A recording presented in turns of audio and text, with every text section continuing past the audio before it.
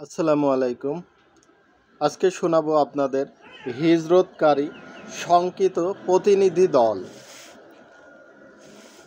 দ্বিতীয় বায়াতে আকাবা সম্পূর্ণ হওয়ার মাধ্যমে ইসলাম কুফরি ও মূর্খতা অন্ধকারের মধ্যে নিজেদের জন্য একটি আবাসভূমির বুনিয়াদ রাখতে সক্ষম হলো। দাওয়াতের শুরু থেকেই এটা ছিল ইসলামের গুরুত্বপূর্ণ সাফল্য। প্রিয় নবী রাসূল সাল্লাল্লাহু আলাইহি ওয়াসাল্লাম মুসলমানদের অনুমতি দিলেন তারা যেন নিজেদের নতুন দেশে হিজরত করে চলে যায়। হিজরত অর্থ হচ্ছে সবকিছু পরিত্যাগ করে শুধু প্রাণ রক্ষার জন্য কোথাও চলে যাওয়া। তবে এই প্রাণও শঙ্কামুক্ত নয়। যাত্রা শুরু থেকে গন্তব্য পৌঁছা পর্যন্ত যে কোনো জায়গায় প্রাণ সংহার হয়ে যেতে পারে। যাত্রা শুরু হচ্ছে এক অস্পষ্ট ও অনিশ্চিত গন্তব্যের দিকে। ভবিষ্যতে কী ধরনের বিপদ মুসিবতের সম্মুখীন হতে হবে সে সম্পর্কে আগেভাগে কিছুই বলা যায় না। এসব কিছুই জেনে বুঝে মুসলমানরা হিজরত শুরু করেন। এদিকে পৌত্তলিকরা মুসলমানদের যাত্রাপথে বাধা সৃষ্টি করতে লাগলো, কারণ পৌত্তলিকরা বুঝতে পেরেছিল যে মুসলমান হিজরতের পর ভবিষ্যতে তাদের জন্য অনেক আশঙ্কা ও বিপদ দেখা দেবে। নিচে হিজরতের কয়েকটি নমুনা উল্লেখ করা হচ্ছে। ১.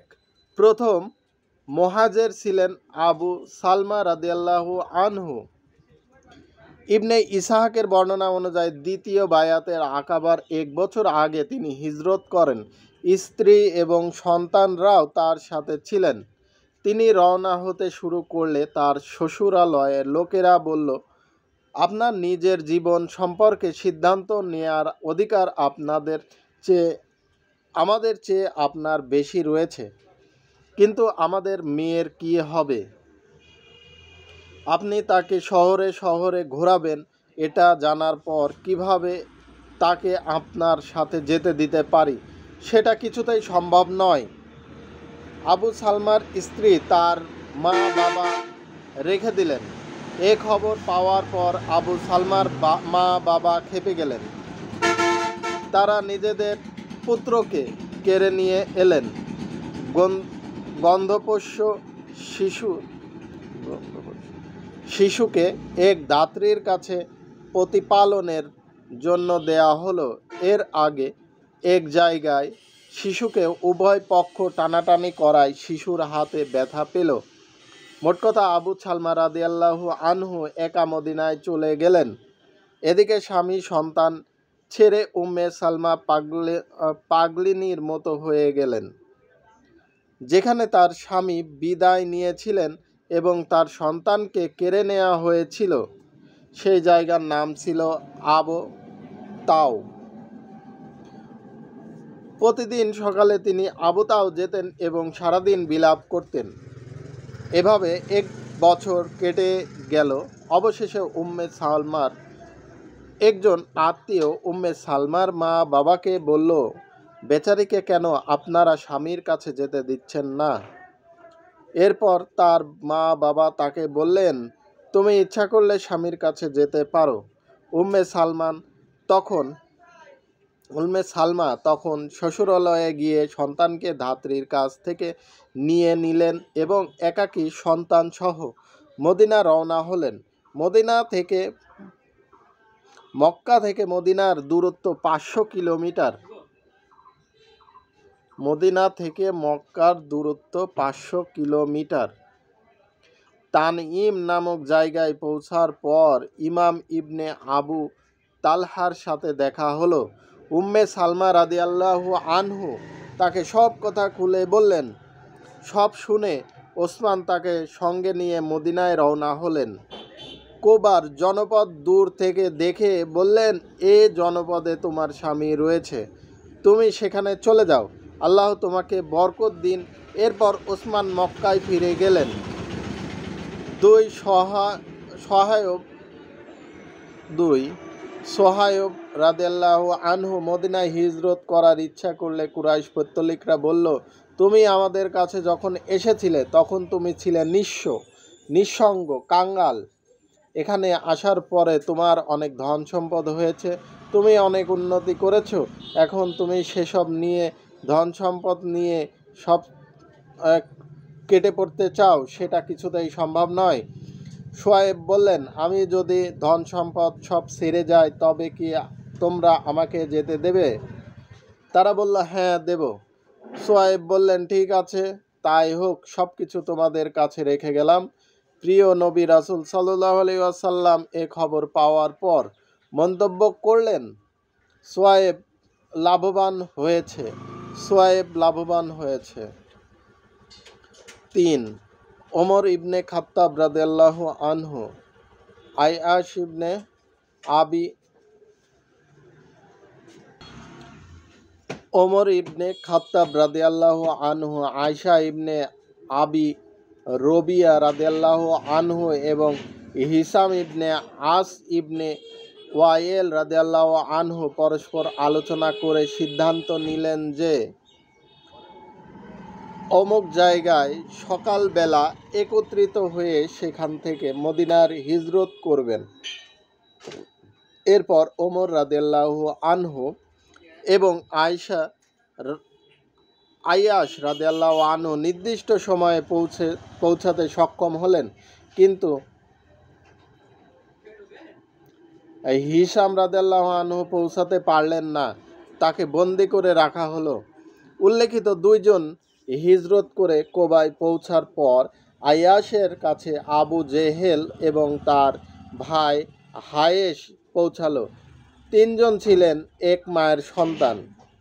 উভয় ভাই আয়াশ রাদিয়াল্লাহু আনহুকে বলল, মা প্রতিজ্ঞা করেছে যে তোমাকে না দেখা পর্যন্ত মাথার চুল আশ্রাবে না, রোদ থেকে ছায়ায় যাবে না।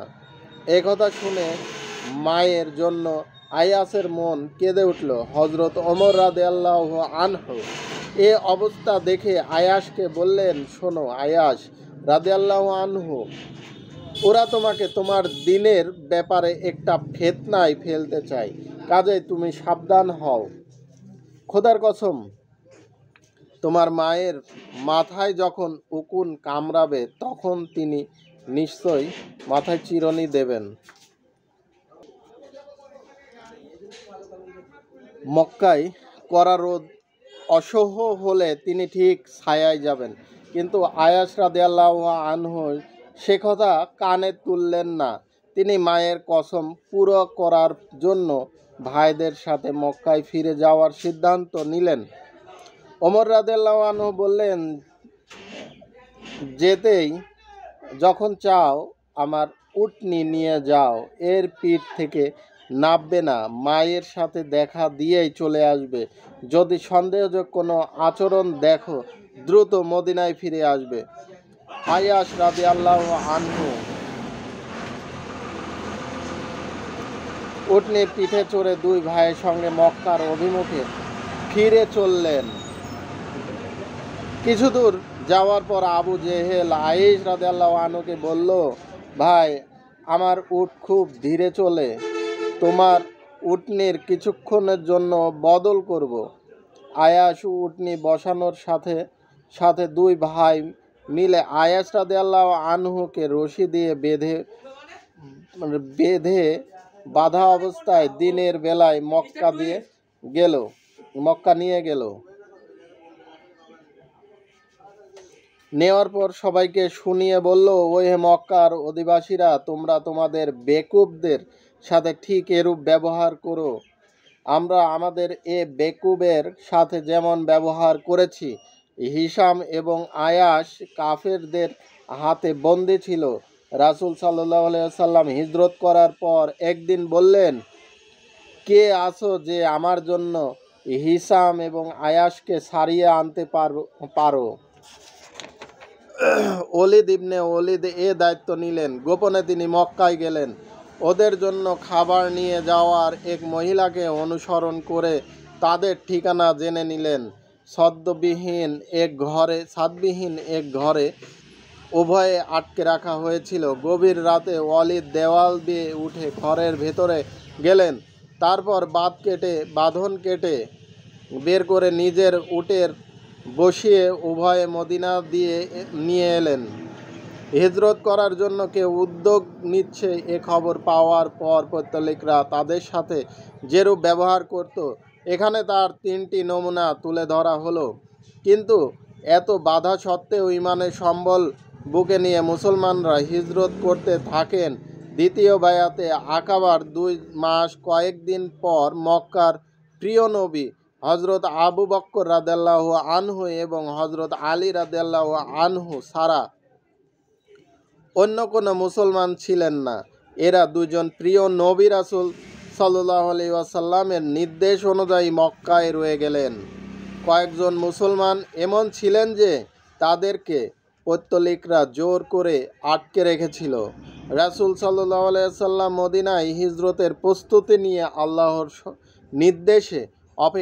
নির্দেশের অপেক্ষা করছিলেন। আর হজরত আবু বকর রাদিয়াল্লাহু আনহু সফরের সরঞ্জাম বেঁধে রেখে দিয়েছিলেন।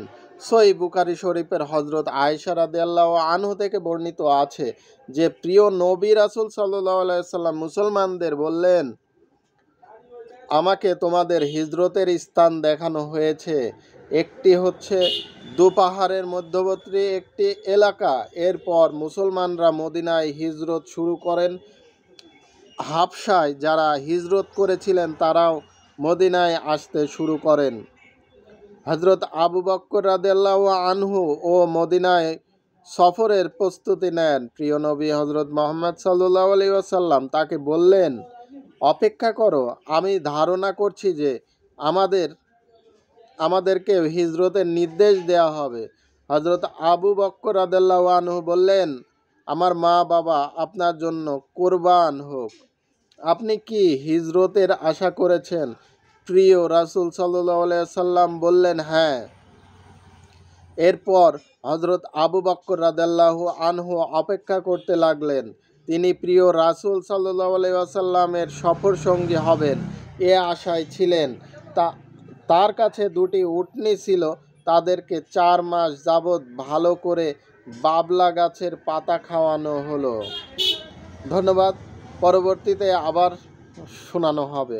ভালো থাকবেন সবাই।